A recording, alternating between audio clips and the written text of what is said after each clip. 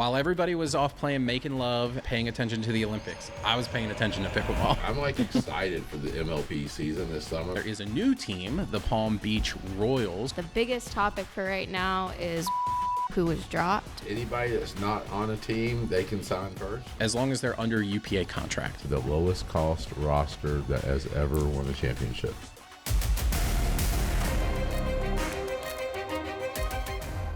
What is up, pickleball people? I am Mary Emily, and I am so excited to welcome you back to the Southern Pickleball Podcast. I am, of course, joined by co-host and co-founder of the Southern Pickleball Podcast, of Southern Pickleball and the Southern Pickleball Podcast, who just so happens to also be my dad, Mark Spackman, who is sitting right next to me. Today, we also have a familiar face in the studio with us. It's been a minute since we've had him here, but everyone, please make sure you give a warm welcome to Zach Deutsch, the man in the know of all things pro pickleball, by liking and commenting on this episode. And also, if you're not already, be sure to subscribe to our channel. Before we get into it, we also want to give a quick thank you to our sponsor, Diadem Sports, the official pickleball of Southern Pickleball. So, Zach, thanks for being in the studio with us again. Yeah, I'm happy to be back. Yeah, it's awesome to have our pro pickleball correspondent back in the house. There's so many things to talk about. It is a big week for pro pickleball, and what I really want to talk about is MLP. But before we do that, we got to talk some PPA, right? Some Cape Coral. Yeah, tell us about Cape Coral first. Cape Coral ended yesterday, Sunday, and for the most part, the medal stand was pretty status quo. Men's doubles was Ben and Gabe.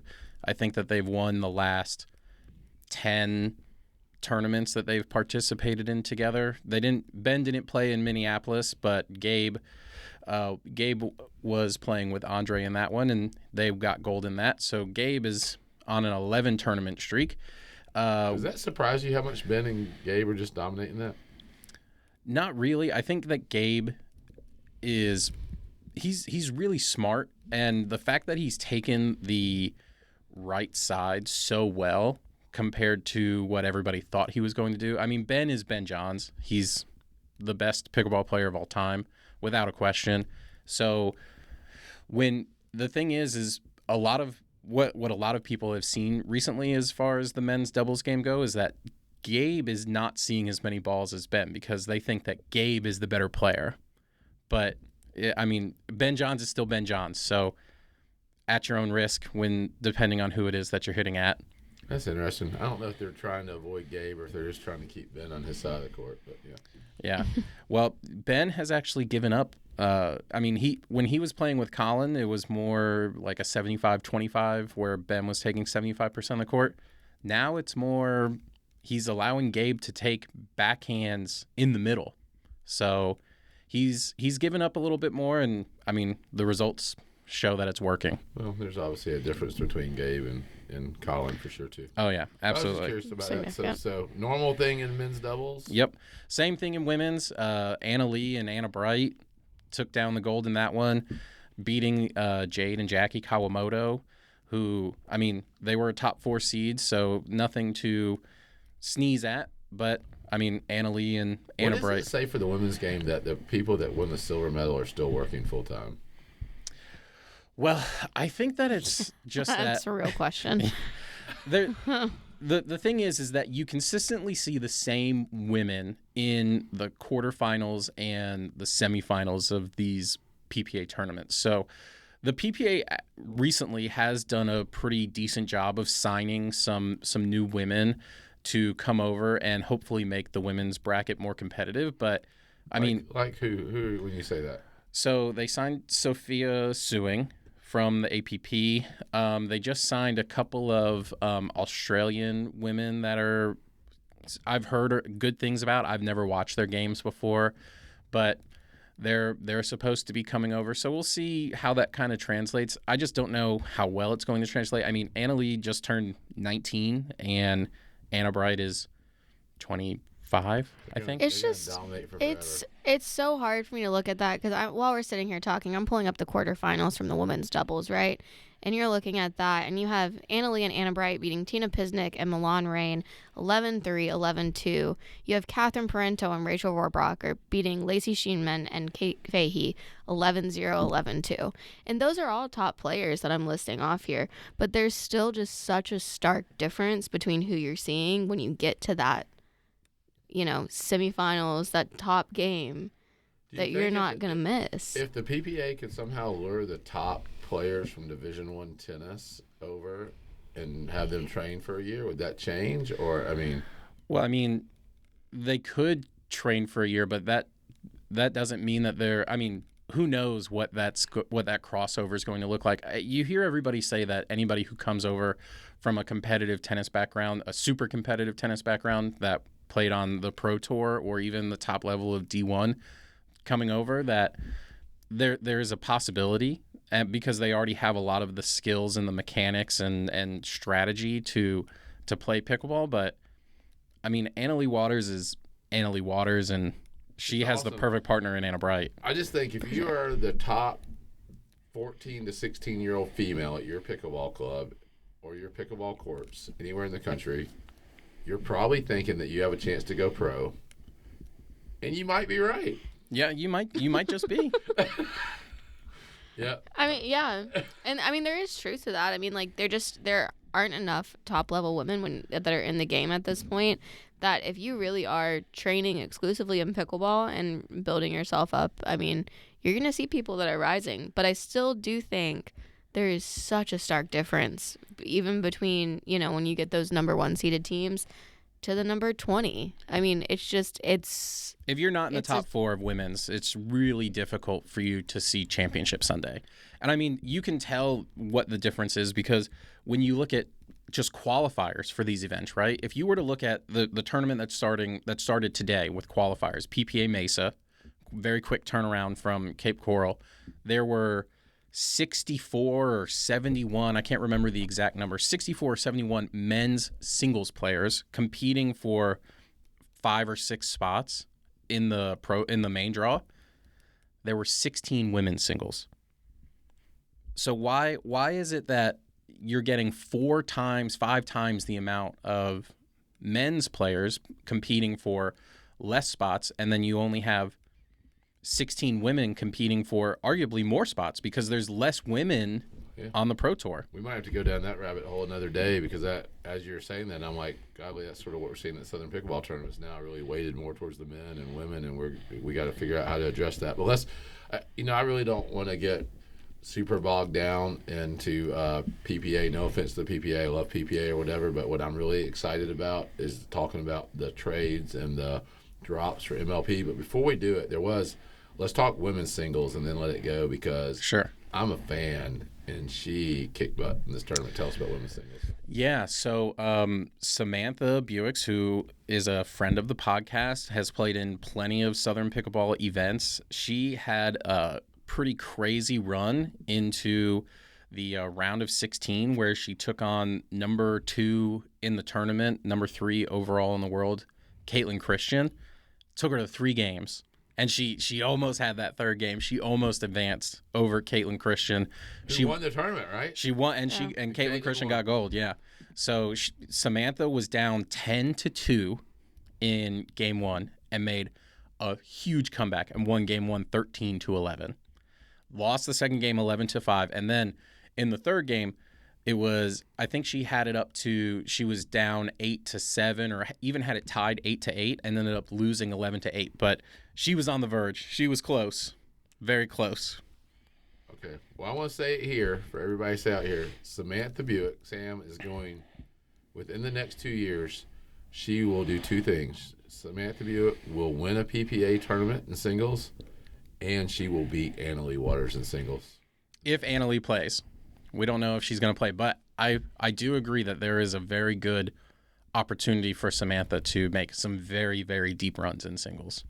I'm saying she's going to win. She is going to be a PPA gold medals champion.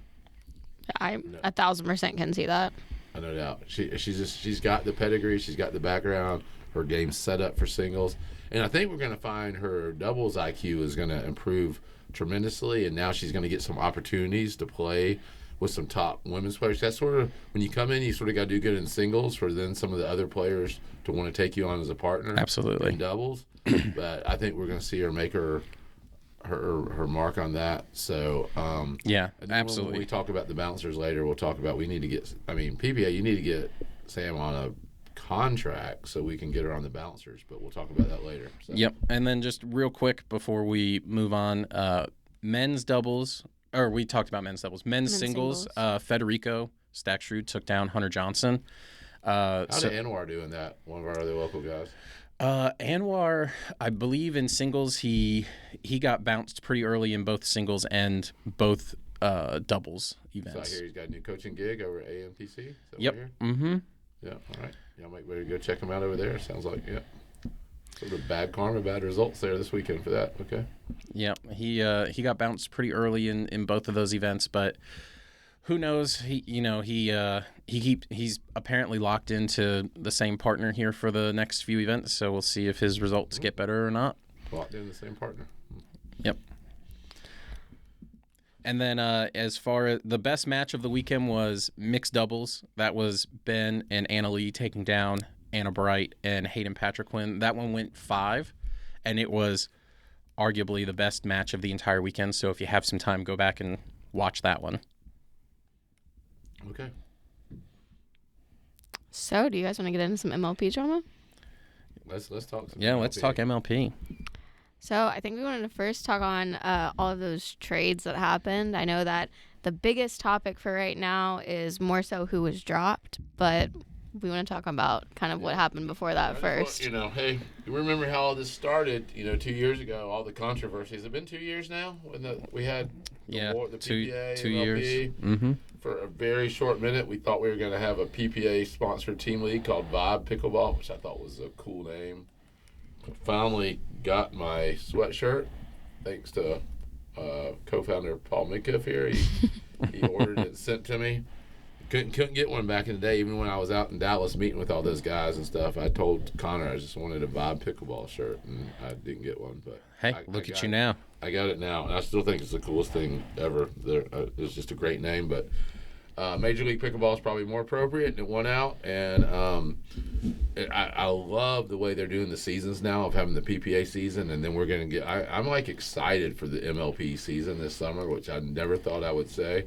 I would love it if we could actually understand how all the rules work and all that. But I hope you're going to clarify that for us. Yeah, so there are a slight few competition updates to this season. So I know that a lot of people who have been paying attention to Major League Pickleball, they're used to the Premier and the Challenger levels.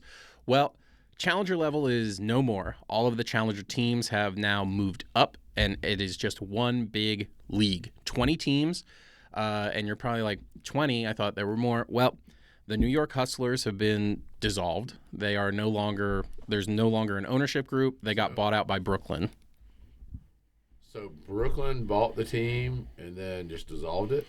So essentially, to my understanding, the New York Hustlers ownership group, they felt like they weren't making money and they didn't want to lose any more money. So they sold their rights to the Brooklyn Pickleball team ownership group, and they completely got rid of the Hustlers. So the Hustlers are no longer, all of their players got dropped into the free agent pool.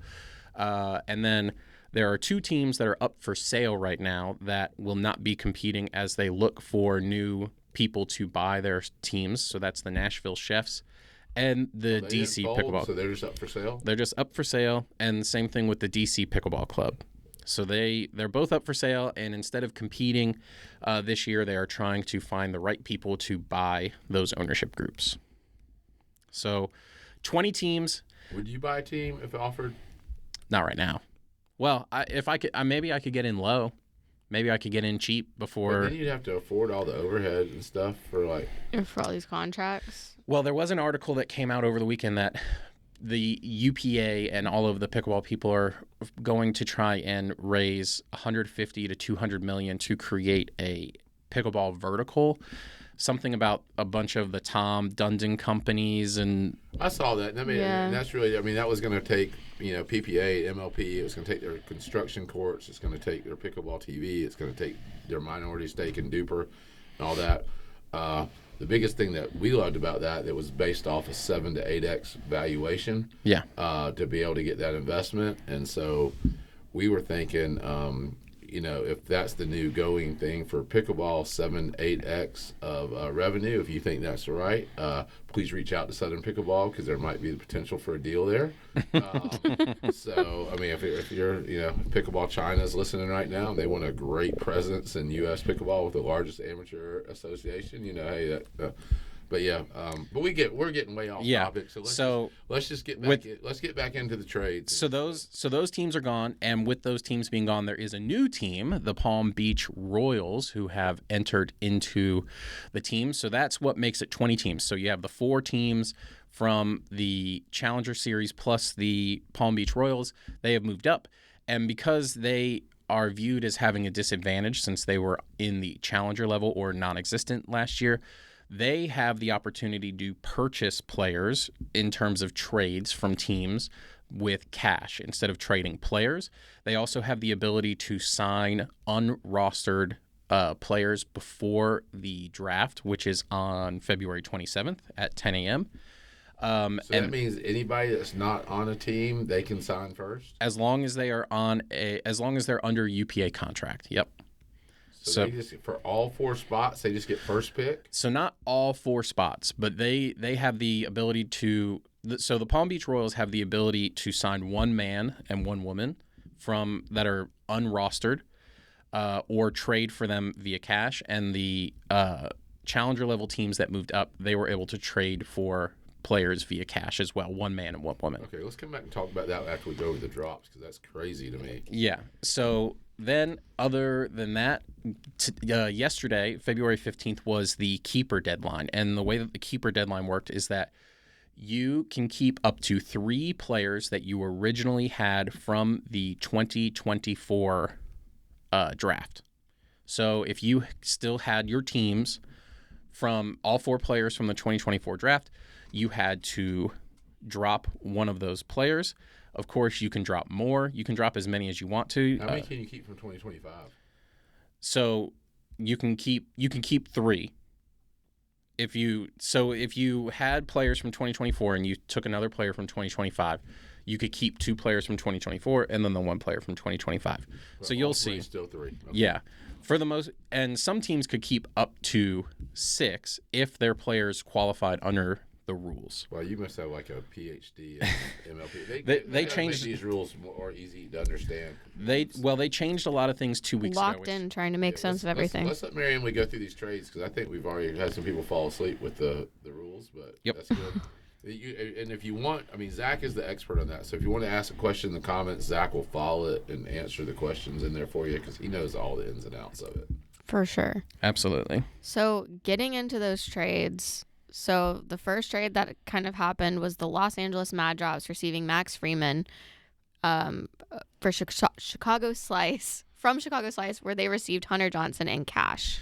Yeah, so this is a pretty interesting trade because Ben Johns gets a new men's partner that is going to play the right. We don't know if Max is going to be compatible with Ben. I don't think that they've ever played together. And the Chicago Slice, this is an interesting trade for them because they essentially lost 2 of their biggest players because as most people know, James Ignatowicz and Vivian Glasman, who are both on the Slice, their contracts got terminated. So they are no longer part of the Slice. So this is the first step towards the Slice rebuilding their roster. And with singles becoming more of an emphasis for MLP this year, getting Hunter Johnson, the number 1 men's singles player in the world, good start for them. All right, so for the Mad Drops, A, B, or C?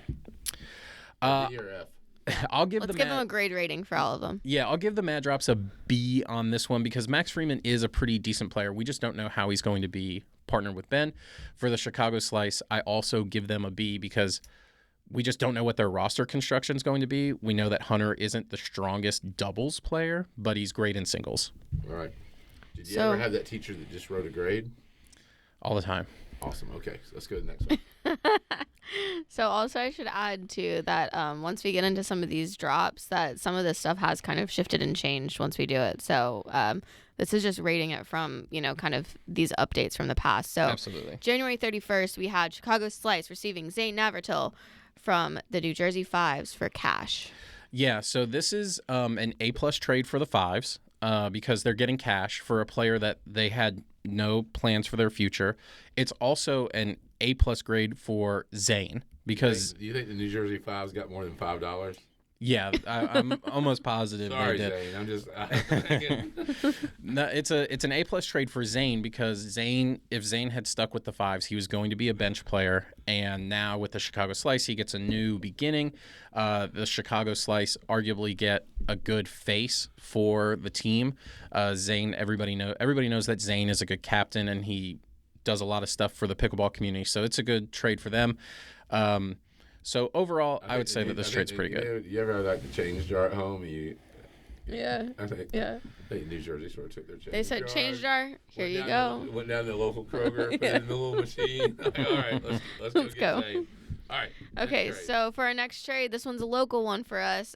We had Atlanta Bouncers receiving Jay DeVilliers from Miami Pickleball Club, who received Eric Roddy and cash. So I know you got some strong feelings about that one. I feel like this is an A-plus trade for the Bouncers.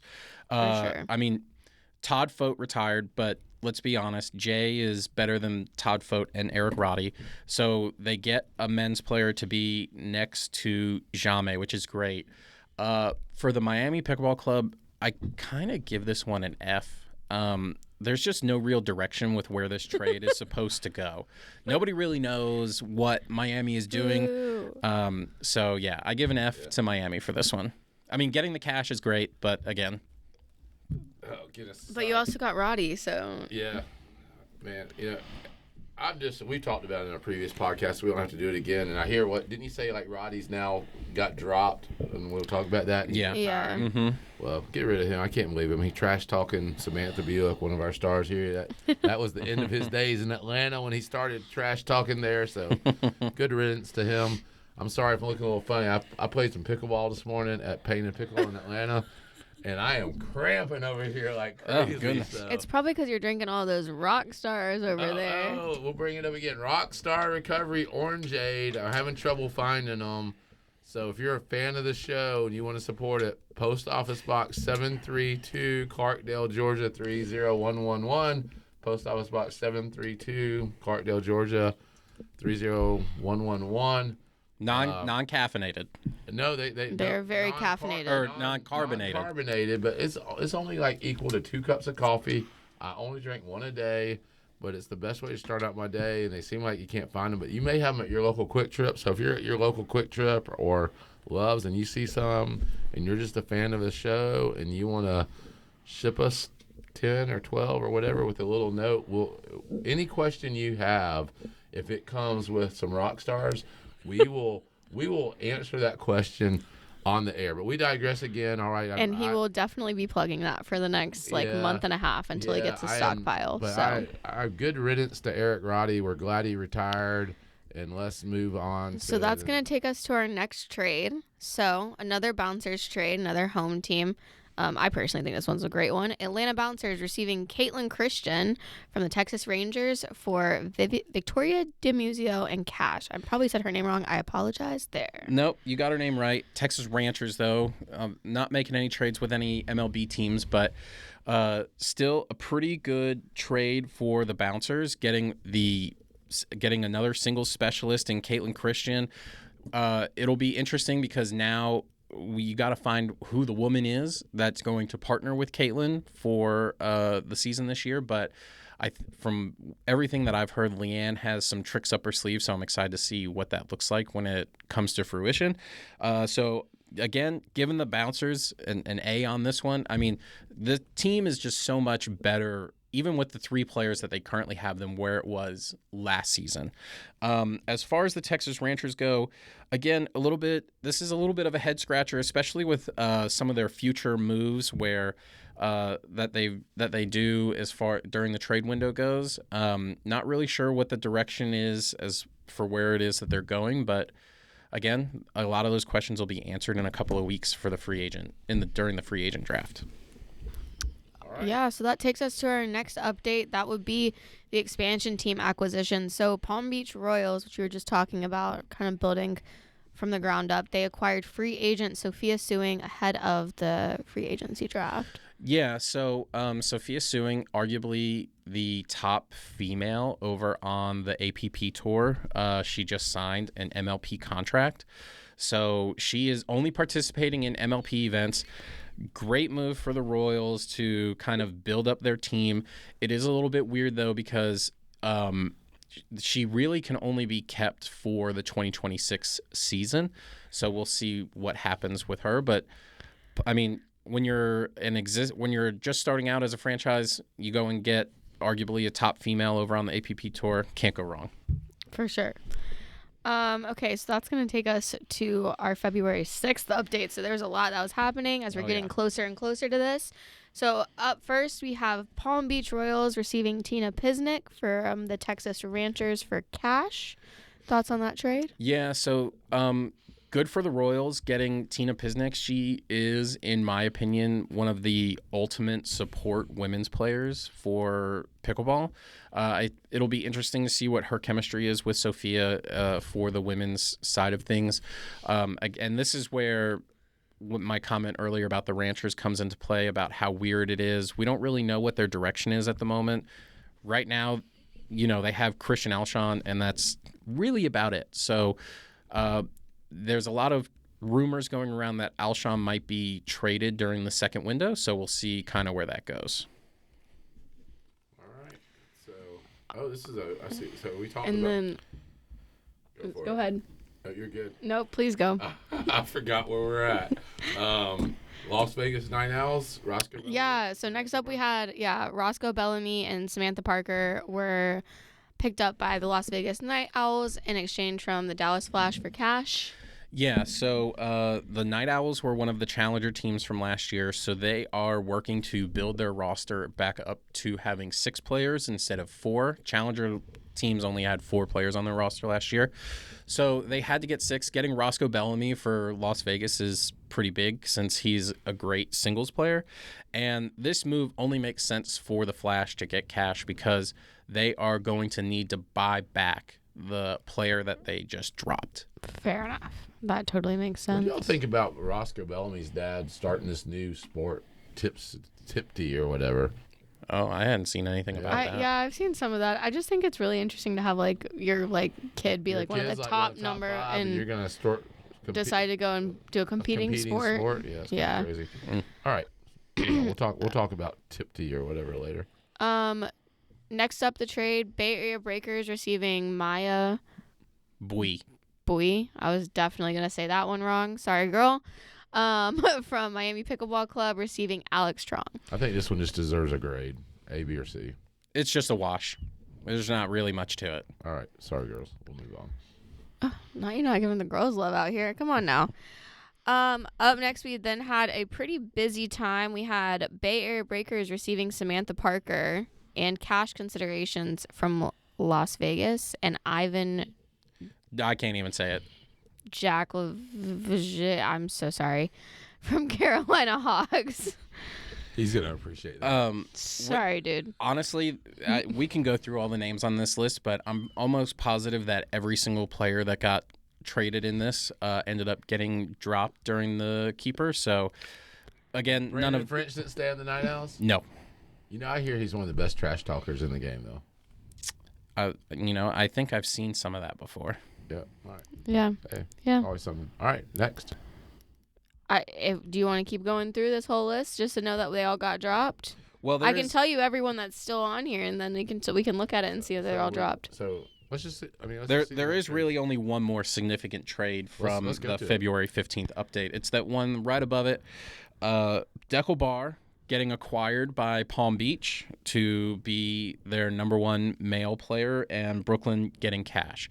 This was an interesting one because Brooklyn definitely had to drop a player, and Palm Beach needed to get a male player, and they have decided to build around Deckel as their most likely left side male, so they're going to need to partner him up with a right side. Great trade for Palm Beach, getting Deckel. I mean, arguably a top 10, 12 male doubles player in the game, and Brooklyn getting cash to make whatever their next move is. I guess this is part of why I think I may really start liking MLP more, because when you first said Deckel Bar is their top male player, I'm like, what? But then I think about it, 20 teams, so that means you're going to go through everybody getting, 40. There's 40 top males, 40 top females. Yeah, so, if you're not in that top 5, Deckel's a player in there or whatever. Mm-hmm. Yeah. That's interesting. It's going to, that just makes me really think with Jamais and Jay DeVilliers.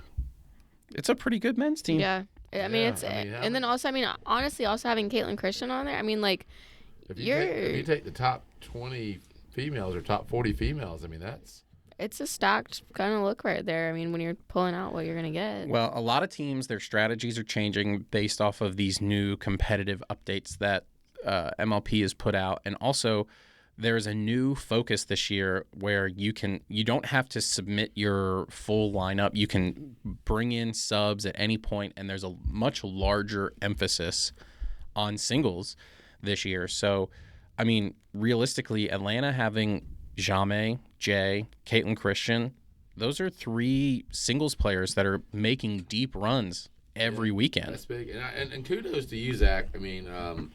You know more of these rules than most. I was listening to the King of the Court podcast, which I enjoy with, Tyler and that other guy. What's his Jimmy Miller, yeah. Mm-hmm. Tyler got dropped today. I think we thought he did. I thought that would happen, but supposedly isn't Jimmy like a GM of a team or? He's the GM of the Black Bears. But when I heard him, he didn't even know the rules. I'm like, how? And I was like, how is this even legit when you're like the GM of the Black Bears and you don't even know the own rules for the team that you're trying to be leading out here? Yeah. Well, it's a good thing that they hired. He's a better podcaster, I think, than he is GM. He's actually pretty good. He's the first one that would sort of like say controversial stuff out there and risk the PPA wrath. It's a good thing that they hired Eric Tice to be the president of operations for the Black Bears. So he's the president of operations. I thought, just now, like a day ago. Well, if he's left that to do that, you're now the #1 pro pickleball correspondent in the world. I'll take it. There you go. Yeah. I need to get some numbers. I'll be like Woj, just dropping bombs. There you go. Yeah. Hey, ESPN, we can get you his number. All right, let's go. Next.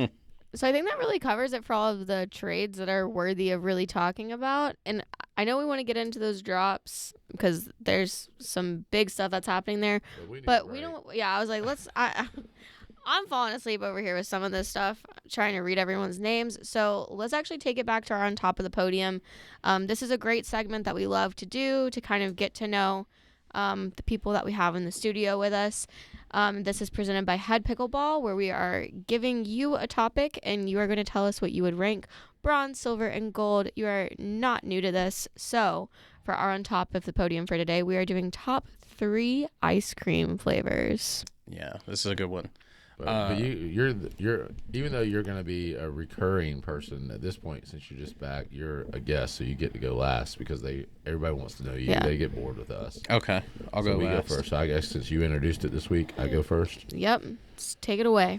All right, number 3 would be just good old normal chocolate ice cream, but I like it when it's more milk chocolate. So basic. Chocolate, yeah. Number 2 is going to be good old plain vanilla. And I really somehow we got more basic. Okay. I like the Breyers. If we're going grocery stores, I like that Breyers vanilla, like vanilla bean. And then number 1, it's really basic for me too, but cookies and cream. I still love me some Oreos and ice cream, so I know I really went out on the wild side there. So let me get this straight. Chocolate, vanilla, and then a combination of vanilla chocolate with chocolate. Yeah, with some little bits in it. Yeah.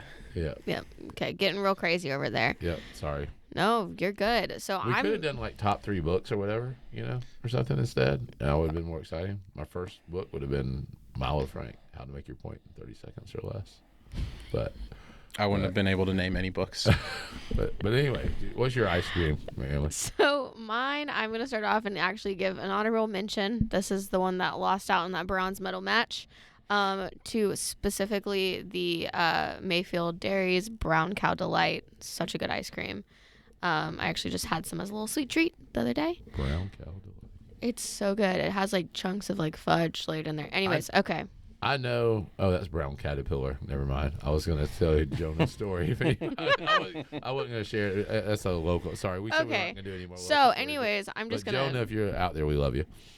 Bronze would go to a Keeping It Classic, a nice cookie dough ice cream. Silver cherry, specifically if it has chunks of cherries in it. Love that. Cherry Garcia. Cherry Garcia is good. I also like it without having the chocolate in it, though. Like, if it's just, like, a cherry ice cream.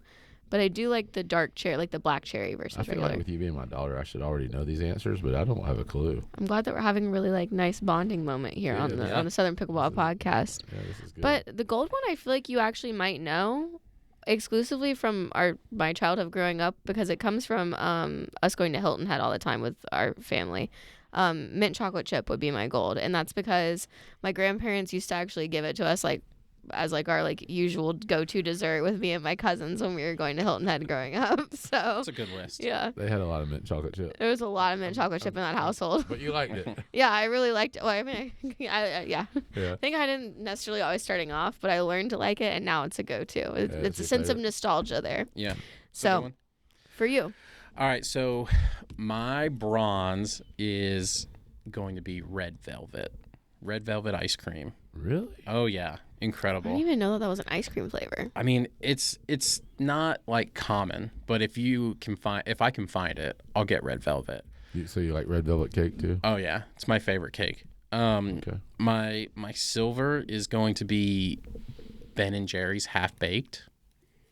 So it's That's the one that got pretzels in it? No, it's like all like the cookie dough chunks and that's the Tonight Show dough or whatever it is. Okay. Half baked is brownie and cookie dough mix, and then my gold is gonna be just plain cookie dough with extra cookie dough. Cookie dough Solid with choice. minimal amount of ice cream is good with me as far as that. Y'all Bowl give me of some cookie ideas. dough. I'm going to try some things. This would be another thing. We'd love to see more comments, good, bad, or whatever. I always tell everybody, feedback's a gift. So if you give us some comments in there, give us your favorite ice cream. If you think we're boring you to death, tell us that. If you think we're too negative, whatever, tell us that. I think sometimes people do tell you that in the Yeah, I think comments. they do. So maybe don't tell us that, or maybe do actually. That's Get all us right. those views. Hey. And also, while you're at it, like and subscribe. And that's going to take us to this drop deadline that just happened. We're going to have to do this a little bit quicker because I think I'm starting to cramp again over here. Get this man a pickle. So, there were some bigger surprises with this. I don't necessarily know exactly where you want to start with that or what we want to get into. Yeah. So, I mean, a lot of surprises. The biggest one, in my opinion, was Dallas dropping Georgia. I think going into it, a lot of people were thinking that Tyra was going to be the one that was going to get dropped. I'm so sorry. I'm laughing because I just got kicked under the table because we're having a cramp spasm under here. Okay. Yeah, everybody thought Tyra was going to get dropped, but they ended up dropping Georgia, which is, I mean, huge surprise. Nobody thought that Georgia was going to get dropped because of how she plays with her brother. Yeah. So he's on the team, right? He is. So are they just dropping her because they think they're going to be able to pick her back up in the draft? Yeah, so I would agree with that. I could have thought to see that. Palm Beach team, if they can pick one, could they not just claim Georgia? Well, they can't get another woman because they got Sophia and they traded for Tina. So part of the rule with the MLP draft. This is so freaking confusing. Well, this is going to be the easiest rule. Every single team has to have their top 4 already on the team before another team can draft positions 5 and 6 for their roster. So if you have 2 women and 1 man, you have the ability to draft another man. You cannot draft another female until every other team has their top 4 filled out. So in Palm Beach's case, they have Tina, they have Sophia, they have Deckel. They can bid for spots 1 through whatever in the draft and draft a male, but they cannot draft another female. So Dallas is feeling pretty confident. At the end of the day, they're feeling pretty confident they can get Jorja back. They hope. Because I would just think, she's arguably, you could argue if she's either the second or third best player in the world. I think she probably goes to bed at night going, why does Anna Leigh have to exist? Because if there wasn't an Anna Leigh Waters, Jorja would just have signed her deal with Nike and would have just got off the Pat McAfee show because she's, I just don't think she gets the attention that she deserves. She is awesome. I have a feeling, I don't necessarily entirely know, and you might, but it might also have something to do with the roster cost of her contract, of them being able to pick her up at a little bit of a lower price point when it comes down to that. Well, the thought process right now is, so the 2 of the top 3 women's players got dropped. So the other player who got dropped that was a huge surprise was Anna Bright. She got dropped by the Shock. They elected to keep Gabe, who everybody thought they were going to drop, over Anna. So here's the thing, is that now the expectation is that both Dallas and St. Louis are going to spend buku's amounts of money to get the top 2 picks, to get those 2 players back onto their teams. But there are a couple of dark horses in the league that might jump them. One of them being the New Jersey Fives. The New Jersey Fives, who everybody knows has Anna Leigh, they dropped Megan Dazan and Mari Humberg. So they have set themselves up into a position to draft a woman. And they could sneak in and steal the number 1 spot and take either Jorja or Anna Bright, who we both know Anna Leigh has had success with on tour at different events and different periods of time, to partner with Anna Leigh, essentially buying themselves a championship. Because then their women's team would be Anna Leigh and then one of those 2. And then their men's team is Noe Cliff and Will Howells. So 4 really good players. Will wet the bed last year at the end. So. He did.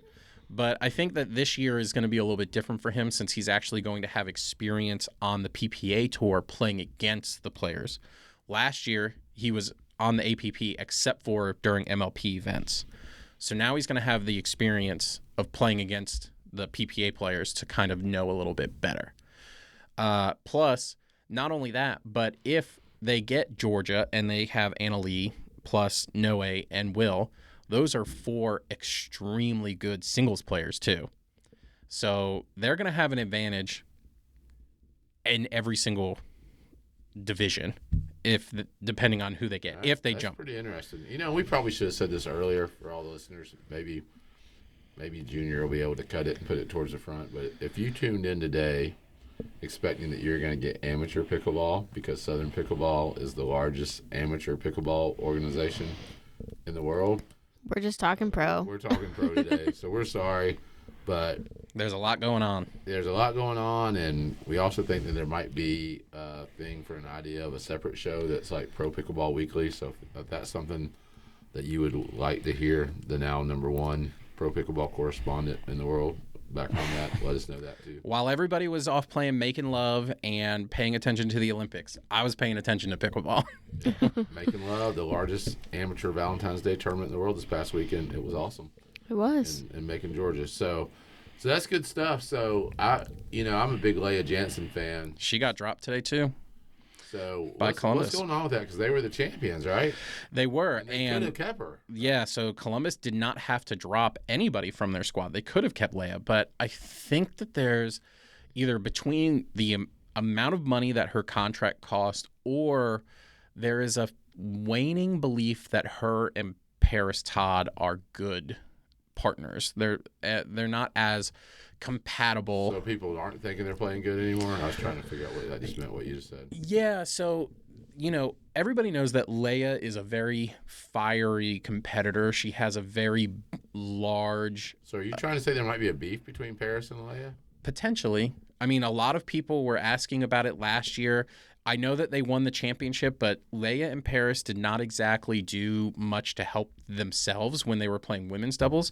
And Paris has a really, really good partnership in MLP with Andre Diescu. And plus Paris is arguably the better singles player between the 2 of them. And it's not a huge gap, I don't think. It's not the biggest, but Paris is a little bit better. But I think what it comes down to is mainly that mixed doubles partnership. Paris and Andre are a lot more compatible with each other than Lea is with CJ. And that's the trick, is that CJ, he's very young, he's very energetic and all over the court, and he's a very good player, but he's also a lefty. And I don't know if Lea playing with a lefty was within... Well, I got an idea. All right. Anheuser-Busch, pony up the money. Let's bring Lea Jansen to Atlanta. We still need a woman, right? Yep. Yeah. Atlanta needs a second woman. It's too bad. I mean, you referenced her earlier, Leanne Rykoff. When we tried to get her to come on the show, something about legal and Anheuser-Busch doesn't let them. I want to keep saying it over and over, Leanne, until they let you come on here and talk about it. I don't understand why a GM of a pro pickleball team can't come talk to the podcast in the area. And we love the Atlanta Bouncers. And Leanne is doing a heck of a job. I said it last week on it, too. I was like, I've completely turned. She has gone from the worst GM in Atlanta to the best GM. Not that it matters much when you got Falcons to compete against, but I mean, because they're just really sucking it. Well, but from what I've heard, I think we got some potential. Lea would be awesome here. From what I've heard, the next women's move that Atlanta is going to make is going to make everybody very excited. So I'm excited to see what it is. You know who it is? No, I have no clue. So what would be that move? Let's talk about Phoenix, and then let's do this, because we've probably bored everybody to death. Let's talk about Phoenix, because I think that's pretty newsworthy. Then let's talk about Atlanta Bouncers for a second, how they ended up all this, and then that will save some stuff, and we'll see what happens. Sure. So the other very surprising move is that Phoenix dropped every single one of their players except for Jesse Irvine. So Jack Sock, Tyson McGuffin, Jeannie Bouchard, gone. They dropped everyone that's, over the age of 40, 45? So, I mean, they pretty much dropped everyone. They dropped everyone. I mean, but they just basically are trying to stack their team up against Jesse. It sounds like to me that they dropped all the old men, kept Jesse so she could recruit some new younger men players. It's quite possible. She's really good at that. I mean, from what I know... Too bad Gabe isn't free. From what I know, Phoenix is... I think that they're still owned by the people who own Proton, and there's been a lot of stuff going on as far as money questions and bankruptcy as far as that team goes, or the Proton owners in that manner. So it's quite possible that this is a cost-saving move for Phoenix, and they are just not going to be competitive at all next year, and that they're going to use Jesse as a trade chip at the midpoint. Well, possible, and we sort of joke around with Jessie all the time, and but she's one of the OGs. I mean, she's solid. I mean, when I was thinking about that, when you were talking about 20 players around the league, if you got Jesse Irvine as your lead female, I mean, she's a great coach. Well, especially if you also have. And if you don't have Anna Bright, or Jorja Johnson, well, I guess Tyra's right there too, right? If you don't have one of those four, I mean, she's top of the totem pole. So here's the thing: out of all of there's 20 teams, and there's 6 roster spots available per team. So that is 120 roster spots. Based off of the amount of roster spots after the drops, there are 66 spots available, and there's hundreds of players that are supposed to be available. So now one of the questions that has come up is, if you are not selected to an MLP roster, what do you do during that 4-5 month period of time? Guess what? All the good players that are signed to UPA contracts that don't get picked by an MLP team, they're going to be playing on PPA Challenger events. So if you're a PPA Challenger grinder, you just be on the lookout, maybe snatch up somebody that doesn't get selected to a team, get some free points. What a great business model, though, because that sort of makes the Challengers, I mean, they're really working some of these things out. But I just thought all this was going in my mind, and you said that it may end. So Jessie would have to be traded. There's no way she could get dropped. Essentially now, because she has been designated as a keeper, she would have to be traded to get off of Phoenix. Because even though Leanne, general manager of the Bouncers, couldn't come on our show, she did tell me that she thought in April she could maybe get an Atlanta Bouncer player on the show. And so I was thinking the perfect world for the Southern Pickleball Podcast would be that Jesse Irvine gets either traded or picked up by Atlanta, and then we get Jesse to come on the podcast. It would be an interesting pairing, Jesse and Caitlin Christian. Yeah, definitely an interesting podcast. But I mean, now it's up to these GMs to, well, first you got to let the chaos of the top 2 picks get figured out, because that's going to become a bidding war mainly between New Jersey, Dallas, and St. Louis to see who gets their female back. Who are the best players before we get to Atlanta and we wrap up? Who are the best players out there? Well, so obviously you got Jorja and AB. Okay, so Jorja and Anna Bright. Yep. Tyson McGuffin is available. You got Jack Sock available. I don't know if I would classify him as a top player, but I mean he's definitely going to be a top male player. Tyler Loong got dropped by Utah. The top male, in my opinion, is probably going to be Dylan Frazier. He got dropped by Orlando, so he's going to be very attractive commodity among teams that need a male player. And then, do you think you draft for who you think the truly best player? I mean, maybe this is just team specific, but I was just thinking if I'm trying to create excitement around a team, I mean, I think Tyson, man, that's. I mean, Tyson's going to be an interesting one to see where he ends up. I mean, the thing is that the results haven't been there recently as far as but he still brings the fans, man. He does. He's a fan favorite. And then Lea, obviously, top female available. And then there's a bunch of young kids that a lot of people are excited about. What's the guy's name? His name is Who were you thinking, Marilyn? I was going to say that I mean, this just could be something that you never know. But, I mean, a good pick for Orlando Squeeze, which is also another local-ish team, not towards Atlanta. But we're in the Southeast, so just give it. It is. We got to be equal opportunity to the whole Southeast, but I am Atlanta bouncers at heart. But, I mean, you have Tyson that could go to Orlando Squeeze. He's known for playing well with Lacey Schneemann on the ML or the Australia tour. Australia. I mean, they dominated there. They did well here. Yeah. And then also with Federico Staksgaard. That could be a great option. He was on Miami before. No, right? Tyson was on Orlando, and then they did trade him. He got traded to Phoenix, but that's when he got he dropped from that. So he would be bringing him back a hometown guy that not hometown, but I mean one of the OGs for them. One day we're gonna get Tyson on here. If you're listening, you're still always welcome whenever if we can ever work that out. The name of the young guy who is going to be one to watch. His name is Tama Shimabukuro. He's made a lot of progress. He's made a few deep runs in the past couple of PPA tournaments. What was his name again? Tama Shimabukuro. He's 15, and he is. How old is that Will McKinnon or whatever? He's also pretty young. He's younger than 21. So a lot of people are saying that he has potential. Another men's name that I would be on the lookout for is AJ Kohler.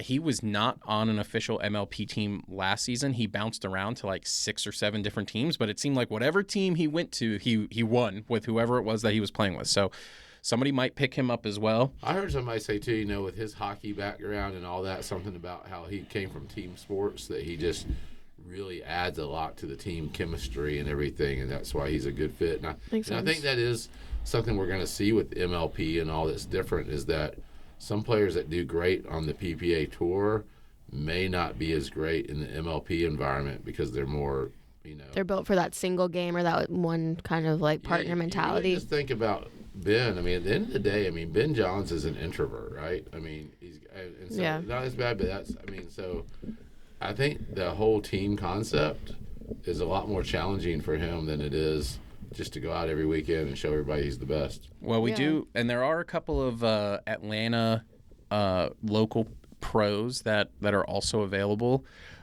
One being Eva Radzikowska. She lives here locally in Atlanta. She was on the Nashville Chefs, who, as we know, are no longer a team. And a friend of the podcast, Jada Minifield, is available to be potentially picked up by a team if anybody out there is interested in a young lefty. So both of them are available in the draft. The only other... And Anwar would be available as well, right, on the men's side? Technically, yes, he would. He would be available. The male that I would love to see reappear, that would be a true wild card, truly out there statement, is the MLP, where we might be able to see a reappearance by QD. Because he has been spotted over the past couple of months back having conversations with PPA Tour, kind of some maybe insinuations that he might be back in this world after his termination. And I just wonder, I mean, if he could possibly make a reappearance out here in an MLP capacity and just dominate from that front. I mean, you don't show up and talk to Connor Pardeau for however long that he did at PPA Masters if there was not going to be conversation of a return. So whether he returns in time for this MLP season is to be seen. But if he does come back to the UPA and MLP and able to go back on tour, I mean, I think it'd be great if he came back. I think he will come back, and we see. But I also say, are we not romanticizing the past a little bit? Was he really? I mean, it wasn't like he was dominating the PPA Tour. He was a top 10 singles men's player at the time. Okay, so you help me out if I get to a dream breaker. But how does he go from being here, going over, getting kicked out or whatever, being over there, and then come back and everybody's like, oh, he's gonna save all these franchises? Well, the question is I don't whether think that it's necessarily saving the franchise, but I also think that there's something to be said in the same way you're talking about the following that you get with Tyson. You have a lot of people that are QD loyalists that just really stand by him, that if they're trying to build their brand, I mean, they're like, hey, get him back over here, and then all of a sudden, the first international franchise, sell some merch, Yeah, that's a lot about the NFL, playing those games overseas. You sell a lot of merch, get a whole new fan base for a team. Question's going to be, can Duck, his dad, keep things simple? I mean, part of the reason why QD's, I mean, he's bounced around to so many different sponsorships. Even over the last year, he's changed paddle companies twice. He's changed merch or attire twice now. At this point, is he going to be able to keep a contract and stay loyal to the contract and follow what the contract says? That is what the PPA is weighing right now. Are they going to be able to do that? High maintenance and maybe some bad advisors. But we got off track. We said we were going to wrap up with the bouncers, right? Yeah, so let's take it to the bouncers. Let's do it. We all promise, all three of us will review my favorite book that I said before next week's Pro Pickleball Weekly. What's the book? How to Make Your Point in 30 Seconds or Less. Okay. And as long as you're reading it too. Oh, I need to. I need to. Yeah. So let's talk bouncers, because I love the bouncers, and that's. I agree with Mary Emily's point. We got to be equal to all the teams in the Southeast. Thank you, Jared, that we don't have to worry about the chefs for now, but we can. Or will they get a new name? Who knows? So let's go over before we get into it. I know I'm dragging it out again. I'll read the book, but how many teams do we have in the Southeast? We have Orlando, Atlanta, Miami, Atlanta, Carolina Hogs. Yep. Carolina. And I guess technically, since Southern Pickleball has expanded to Texas, we got the Texas teams, but we won't count them for now. We won't count them for right now. And then, there's DC. Rangers, Dallas Flash. There was DC. Florida Smash is also. Yeah, that's Travis Rettenmeyer's team. That's 5. Oh, well. Yeah. And that's really about it. That's that. Yeah. So those are all of the teams that we would have in our area. Okay. I mean, out of those teams, I mean, Atlanta, depending on who they get for their second woman, Atlanta could end up as a top 6 to 8 team in MLP this year, depending on how everything shakes out. I mean, having Jamie and Jay as your men's, and then Caitlin Christian and whoever it is that they pair her with, hopefully it is a top 10, 12 level female, and then whoever it is that you build your bench with. I mean, well, what if the bouncers have just been laying low this whole time, and they're all of a sudden going to come up, pony up some big money, and we got Anna Bright or Jorja Johnson here? Are we not an instant contender? I mean, I could 1,000% see that, though. Their roster cost right now is so low comparatively to some of those others. I mean, that you could easily see that. So I mean, so it's just really a matter of money with that. I mean, you can still sort of. It's sort of like it's the a bidding Los Angeles process. Dodgers right now. I mean, Yeah. So the pick is a bidding process. So essentially, the way that it works is that whoever is running the draft will come on and they'll say, all right, up for bid right now is round 1, pick 1. And then teams will go back and forth and they will submit auction style how much they are willing to pay for that roster spot. Well, I just saw a screen that said Jame is only a 0. So Jame was part of 2024 Challenger. So he was part of when Atlanta was Challenger. They got Jame in a trade. And so, therefore, when they went up to Premier, they don't have to pay for him. He's technically still a challenger level player. So we might have the lowest cost roster that has ever won a championship. Potentially. We do not have the lowest cost roster right now, but we definitely do have there one are of some them. zeros out there. Well, there's also the Carolina Hogs who are chilling with like a $14,000 roster cost, but they have their entire roster built out. Well, I might be willing to buy a team if I could get that low roster cost. That would. Yeah. So the thing is that I just don't know if St. Louis or Dallas or New Jersey is going to be so relaxed as far as giving up the top 1 and 2 picks. I think New Jersey's definitely going to make a push. You know, Gary V and Ryan Harwood, they don't like to lose, and so far in the 2 majorly publicized MLP seasons, New Jersey has been the runner-up twice, and I think they are prepared to fully go LA Dodgers, and they have the dollars that they can put behind it too. I mean, they're already paying triple roster costs for ALW. It's the same way with college football. We could see our first $1 million MLP spot if they really want it that badly. I mean, St. Louis is owned by the Chavitz family, and they are very, very, very well off. And I don't think that they're willing to relent on losing out on AB, who is arguably their team captain. And as far as Dallas goes, they're owned by some pretty rich people too. So I think it's just going to be a no holds. So for the bouncers, I want to hear it from both of y'all. So yeah. Who do you, for the 4th women's spot, who would be who's available? Who would be your dream pick? And then who do you think the realistic pick is? Who ends up here? Go ahead, Mary Emily. You first. I don't know if I can say a realistic pick because I think that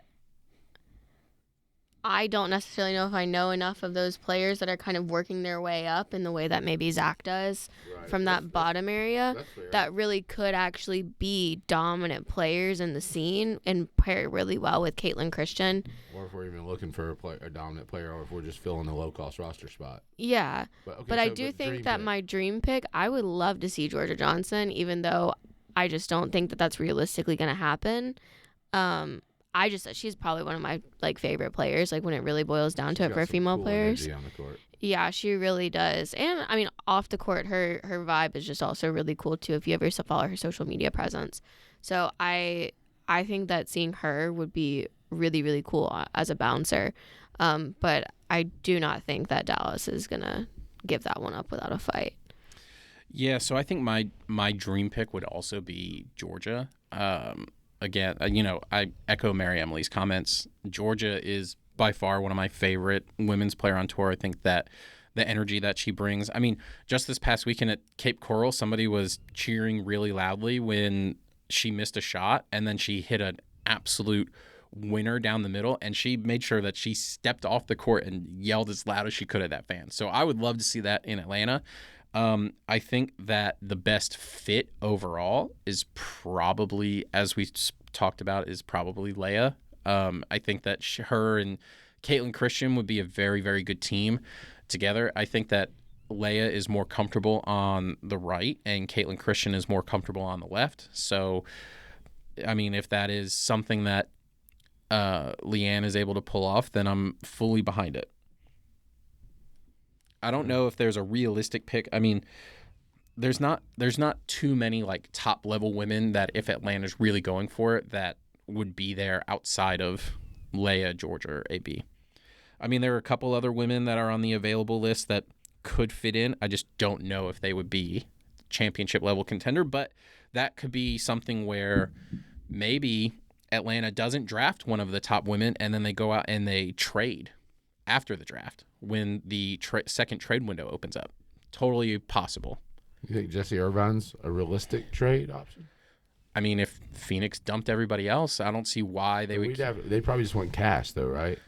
Well, they probably would want cash plus because all the rosters would be filled out. There'd have to be a player going back, but maybe it's just one of those things where a trade is already worked out, maybe, and they're just waiting for the second trade window to open up, and Phoenix is, or whoever it is that Atlanta's trading with, is kind of in Atlanta's ear saying, hey, draft this player for us, and then afterwards we'll work out the details. Yeah. So my dream pick, I think I'd love to see Jorja too. I think that would be fun. I'm right there with Anna Bright. Either one of them would be. That would just be exciting. That would make me think we have a chance. My realistic pick, after the Cape Coral performance, can we get Samantha Buick signed to a PPA contract and let her take that spot and learn? She's in Atlanta. She's going to generate a lot of excitement from Atlanta people. She's already, if you can just get to the Dream Breaker, she may not be ready yet for doubles at that thing in there, but if you get to the Dream Breaker, Caitlin Christian and Samantha Buick, and then you got John May in singles too. That's going to be a tough team to beat. I'm fully supportive of Samantha being the third woman on the roster. I think being able to sub in for the singles with the subs and the new sub rules and how all those work. Samantha, she's already proven that she can make deep runs in singles on both the challenger and now the PPA level. Me to that. I think that is an absolute no-brainer that she should be that. But if the purse strings are not there, which I don't know why they shouldn't be, considering the ownership, I think that's a matter of priorities versus money. But if they're really not there, I get it. Let's just put her in that spot. Why not? We can put her in number 4, and we put Jada in the third women's spot. Let's have us a women's team. You could get another one, Ava. Ignatowicz? No, or sorry, Eva Radikowski. Yeah. That's her name. Oh. She's also someone who's been on a contract before, local. She's the one that's won a MLP championship. She's multiple MLP championships. Yeah, hometown. So let's take her, and then take Samantha and groom Samantha. We say groom way too much on this podcast, but probably not the right terminology for that one, but that's okay. Train her up. Train, yeah. There we go. Yeah, I love it. Well, this has been good. If you're listening, let us know. We're still trying to figure out what everybody wants to hear on the show, so let us know. We don't know if you want to hear amateur, pro, or if you're really just ready to stop talking. Stop talking, or just talk. I will say there's another podcast out there. Maybe we could have got one of those girls on here. If you haven't listened to the Balls Deep, I don't know how they came up with that. Oh yeah, Camilla and Ava. Yeah. That they got some funny stuff, and they say they don't have any sponsors or whatever. So we're really good at the sponsorship piece. We may even good, so who knows? Maybe. Hit us up, Lee at southernpickleball.com. We'll see what we can work out for you guys. We'll even try to put in some good words. Maybe we can get one of you on the Atlanta Bouncers roster if you wanted to bring your podcast over here. Camilla is a free agent. I believe Ava got kept by the Hogs. Ava did get kept, so she's still on a contract. But is Camilla a good player? I'm not really familiar with her. Jada beat her in an event. Beat her and Ava, actually. Oh, good for Jada. Mm-hmm. Right. That was when she was playing with Jelena, is that? No, this was Ava. Jada beat Ava in mixed, and she beat Camilla in women's, but I can't remember who her partners were. You're a freaking encyclopedia of PPA knowledge. I follow them all the time. Yeah, so, good stuff. Well, we got some options. Mary Emily? Thank you guys so much for joining us again on this episode of the Southern Pickleball Podcast. As a nice reminder, make sure you like, comment, and subscribe to the channel so we can keep bringing you all of these topics. And if you made it this far, we really do appreciate you. And we will see you next time. 45 seconds of your life, 45 minutes of your life you'll never get back. Yeah, maybe an hour actually at this point.